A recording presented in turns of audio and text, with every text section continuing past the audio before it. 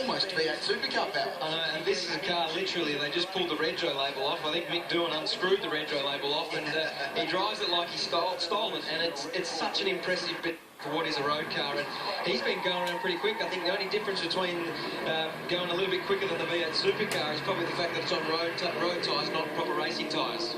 So 16.8 seconds separating the first two cars, and you'll see the speed comparison here too, so that will keep you up to date as to whether or not that V8 Supercar can bridge a gap to the Mercedes, and whether again the Formula 1 car can bridge the gap.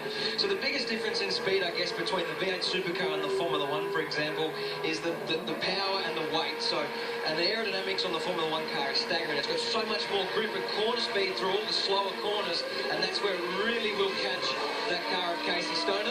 But the peak speeds as well, the peak speed of the Formula 1 car is nearing 285, 290 kilometres an hour.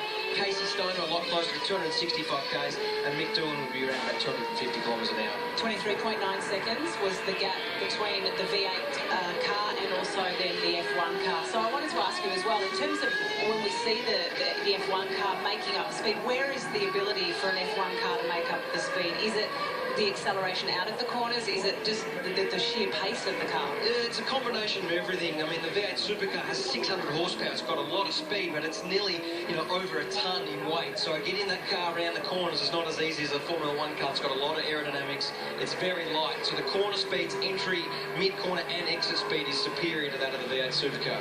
So there's Mick Doohan out of that fast chicane around the back of the circuit. So many great scenes there over the years at Albert Park. There's Casey Stoner, so you can see the gap closing in.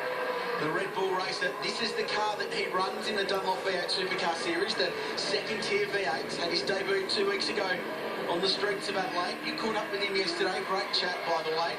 And looking pretty relaxed. Mick having a moment mid-corner there. And don't believe for a second that Mick Doohan is not trying hard, because he is. And David Coulthard not yet inside, guys, so he's not even in the screen. Oh, there he comes.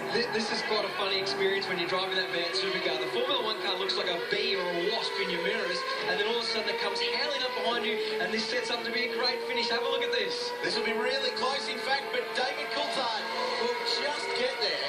The 3 cars across the line covered by 0.3 of a second. So the handicapping is bang on. And between Mick Doohan, who was second by the way, and Casey Stoner, 0.06 of a second. So between the SL63 and the V8 Supercar, less than 1/10, but between all 3, 0.3 of a second.